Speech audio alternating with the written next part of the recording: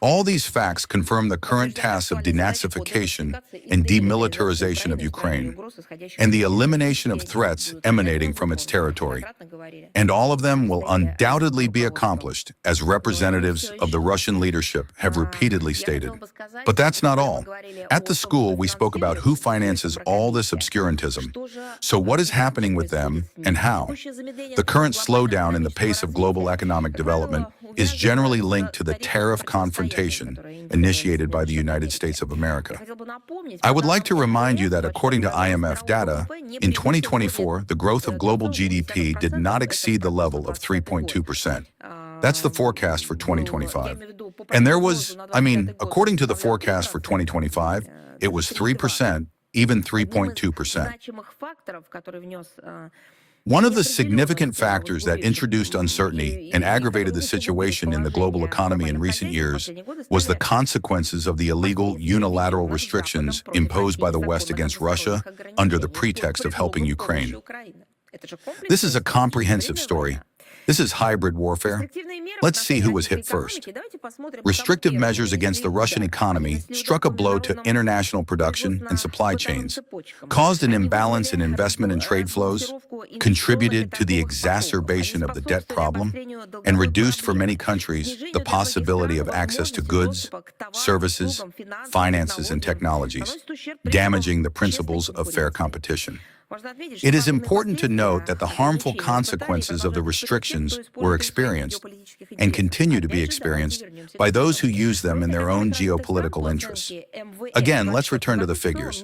The growth of developed countries' economies, according to the IMF, in 2024 as a whole, did not exceed the level of 1.8%, and the forecast for 2025 is 1.6%. The states of the Old World found themselves in an especially difficult situation. For the period from 2022 to the first half of 2025 inclusive, the total volume of the economic losses of the European Union as a result of the reverse effect of the anti-Russian sanctions, according to various estimates, lies in the range from 1 to 1.6 trillion euros. The lag of growth from the potentially possible level for such large economies of old Europe as Germany, France, and Italy is increasing. The European Commission states that the main sectors of economic activity of the mentioned countries continue to steadily stagnate. And the European Commission, however, forgets to add, but why? We will help. And let us remind you that even the European Commission itself is forced to acknowledge that it is precisely the termination of energy cooperation with Russia that does not allow the largest European Union producers to maintain competitiveness. The problem is that when they develop new packages of anti-Russian sanctions, they do not say what all this will lead to for themselves.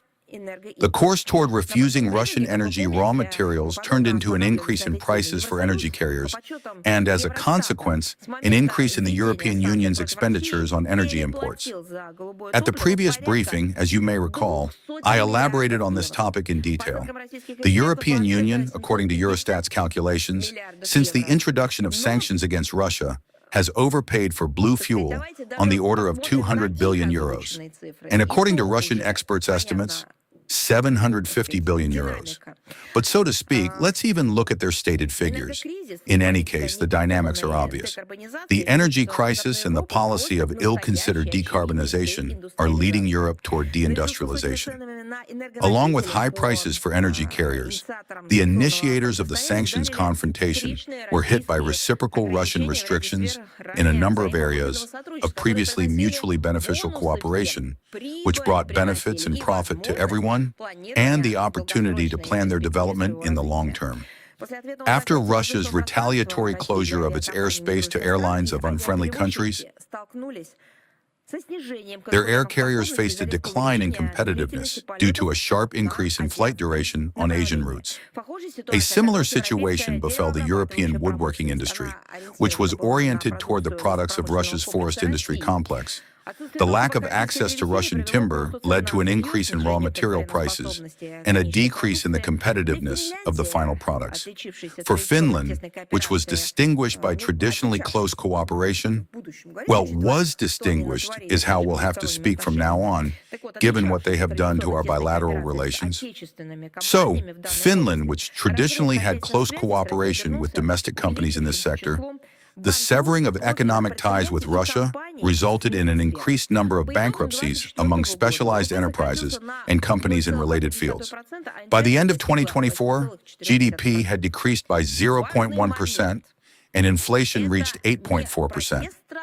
The important point is this: it's not about the countries against whom an illegitimate, aggressive, and destructive policy is being implemented. No, it's about those who are applying this destructive policy towards others. These are their indicators. Can you imagine what an absurd situation this is?